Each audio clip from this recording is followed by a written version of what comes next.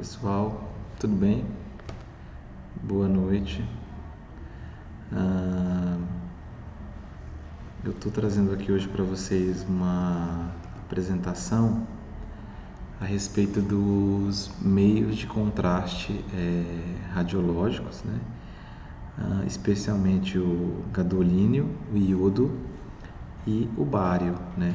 Como elementos, mas nós usamos como meios de contraste aí no diagnóstico por imagem em geral, né?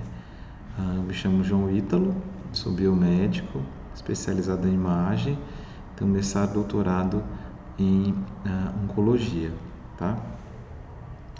Então, desde os primórdios, né, eu gosto sempre de usar essa caricatura, o ser humano ele sempre teve vontade de enxergar aquilo que havia por dentro, né, do ser humano sem fazer grandes intervenções, porque se vocês lembrarem, aí lá para o século XIX, XVIII, sempre que a gente precisava ver alguma coisa por dentro, a gente tinha que intervir, né? Tinha que abrir e olhar, né? Então é um pouco complicado pensar em fazer isso naquela época e hoje, então, né? Então a radiologia ela se propõe a conceder ao ser humano essa visão de raio-x, né? Propriamente dito, né? Então, algo que eu gosto sempre de lembrar é que os tecidos, né, quando a gente falar de imagem radiológica, os tecidos, as estruturas anatômicas, elas costumam ter um contraste natural, né? Elas costumam, em radiologia, a gente diz, por exemplo, que uma lesão no fígado teria mais ou menos a mesma aparência, o mesmo aspecto, né? O mesmo contraste que o próprio parênquima hepático aqui, né? Que é o que a gente chama de tecidos moles, né? Então, se vocês olharem aqui o fígado, aqui a gente tem os rins, né?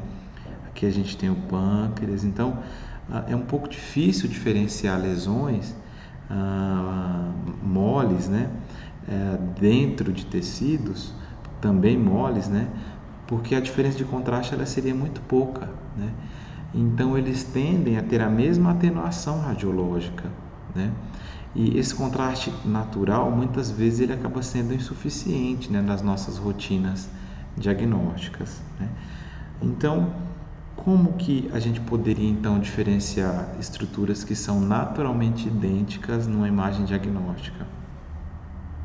A resposta para isso, né, foram, né, os meios de contraste radiológicos.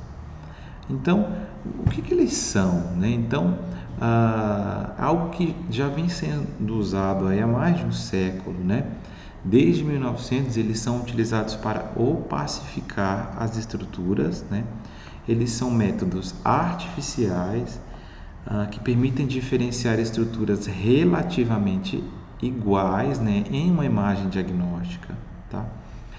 Basicamente nós temos três tipos, né? O meio de contraste iodado, o meio de contraste à base de bário, né, ou sulfato de bário, e o meio de contraste para ressonância magnética, que seria o meio de contraste paramagnético, o gadolínio, né, somente utilizado de forma rotineira, né, na ressonância magnética, o gadolínio.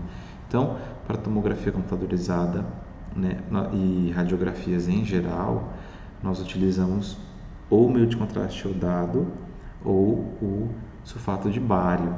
Lembrando que injetável apenas o meio de contraste iodado, né, para tomografia, para ressonância magnética, o gadolínio.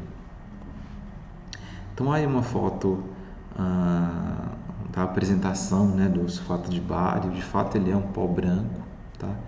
Né, parece outra coisa, mas não é, acreditem, é o sulfato de bário. Então, o sulfato de bário ele tem a sua fórmula aqui química, né? O BaSO4, ele é um sal insolúvel em água e em gordura. e ele é utilizado mundialmente. Então, se você parar para pensar, uma coisa que a gente já falou aí, né? Ele é insolúvel em água, então já é um problema, né? Se a gente for pensar em injetar, né? Ele também não sendo lipossolúvel, outro problema aí, né?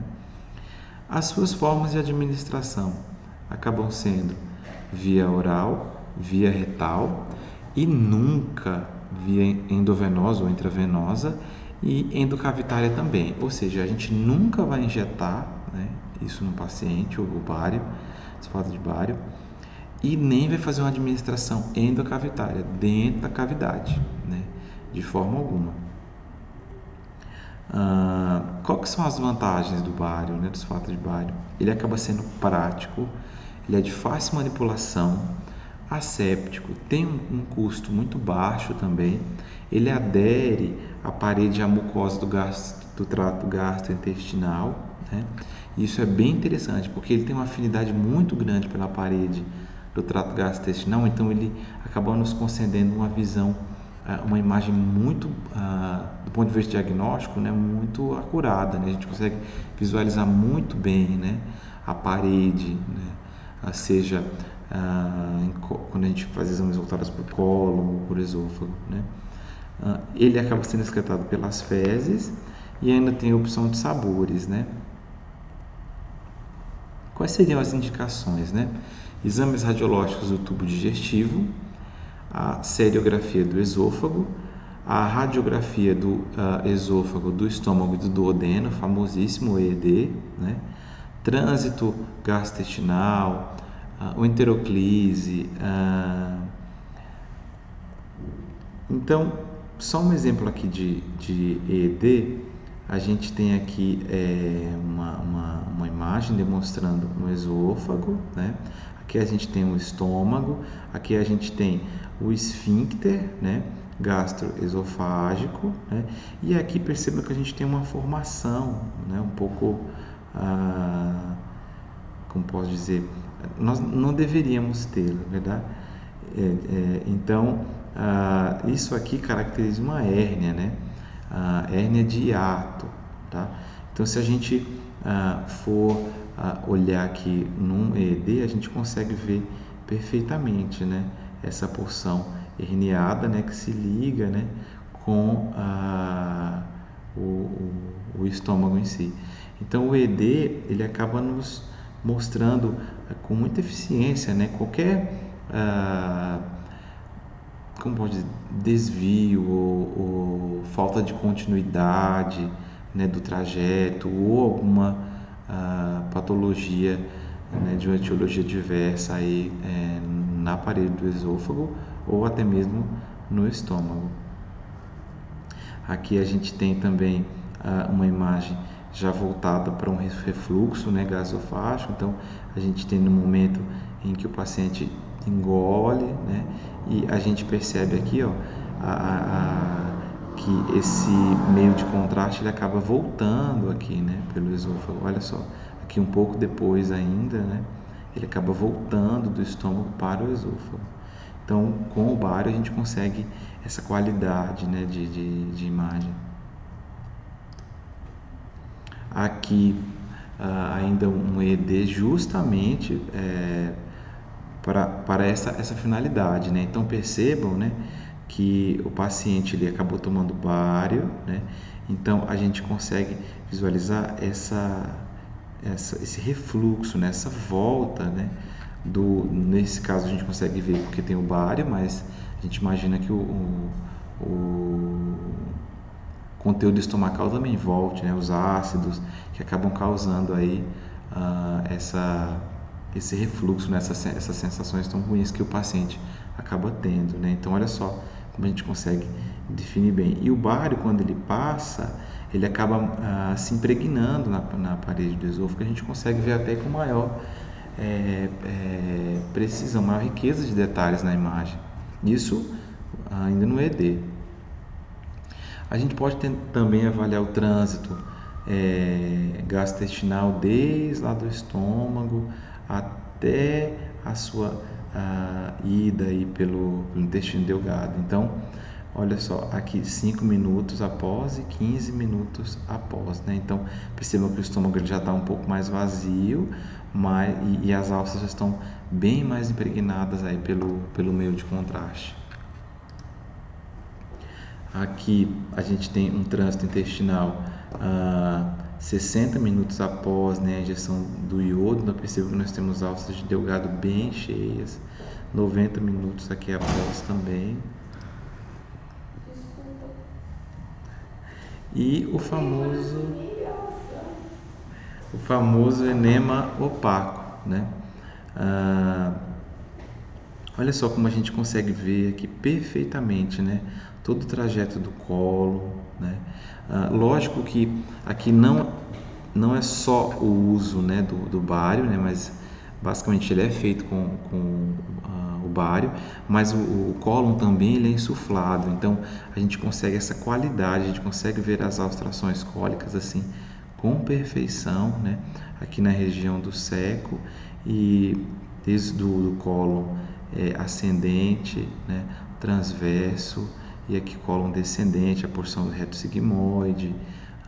Então é um exame que tem uma acurácia muito boa justamente por uso do bário em si. Então, o sulfato de bário de forma oral, ele pode ser usado para avaliação do esôfago, estômago, duodeno e do trânsito, via retal, enema opaco, e pela colostomia, enema opaco pela colostomia. Contraindicações: hipersensibilidade ao bário, lógico, né? Se o paciente ele tem hipersensibilidade ao bário, ou a qualquer outro, a gente vai evitar, né? expor o paciente a isso, né? E, muito importante, em suspeitas de perfuração do trato gastrointestinal, por favor, não fazer administração do bário, né? Porque ele acaba sendo tóxico, né? Se ele for absorvido por mucosa. Então, o paciente tem suspeita de perfuração, decência de anastomose, fístulas. Então, há uma contraindicação. Então, geralmente, paciente que passou por pós-operatório, paciente que está em pós-operatório recente, nós devemos evitar, né, expor o paciente a esse risco, tá? A toxicidade do bário, o bário pode acabar causando obstruções intestinais, tá? Ou dilatação do colo. Se aspirado, ele pode levar à formação de granulomas, né? E às vezes até embolias são relatadas, né? E pacientes que têm suspeita de fístula, o bário pode ser absorvido e ele acaba sendo tóxico, né? Então transtornos podem ser observados, tá? Então, sinais da toxicidade pelo bário: náuseas, vômitos, diarreia, dor abdominal intensa, agitação, ansiedade, tremores, hipertonia dos músculos da face do pescoço, dispneia, arritmias cardíacas, parestesia dos membros superiores e inferiores, crises convulsivas e muitas vezes o coma. Precauções: deve ser administrado criteriosamente em crianças, tá? E em pacientes debilitados, pacientes com desordens no cólon também, tá? E pacientes com perfuração digestiva, já falei disso, ele deve ser bem avaliado, tá? Só para concluir o bário, outro detalhe: o bário ele tem uma afinidade pela parede, né, do trato gastrointestinal, eu já falei. Então, se o paciente tiver que ser submetido a um exame de tomografia, por exemplo, em seguida, ou ele vai precisar realizar uma tomografia do abdômen e você deu o bário para ele, ou do tórax também, o bário ele impregna, e dependendo da concentração, da diluição com a qual ele foi feito, o bário ele pode impregnar tanto que ele vai atrapalhar, né, o diagnóstico por um outro método que use também como princípio físico os raios-x, no caso a tomografia. Eu já passei por isso, já vi paciente passar por isso e é um transtorno.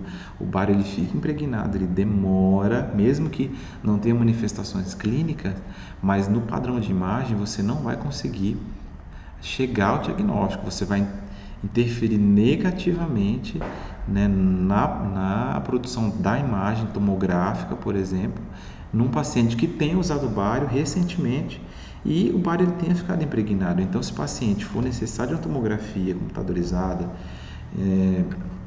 próximo aí à realização do uso do bário, não utilize o bário, porque se você der bário para o paciente, ele vai interferir na aquisição da imagem tomográfica, ok? Espero que tenha ficado claro. Desculpem alguma coisa, estamos aqui para aprender, né? E passar um pouco que a gente sabe. Qualquer coisa, se eu falei alguma besteira, né? Espero que não,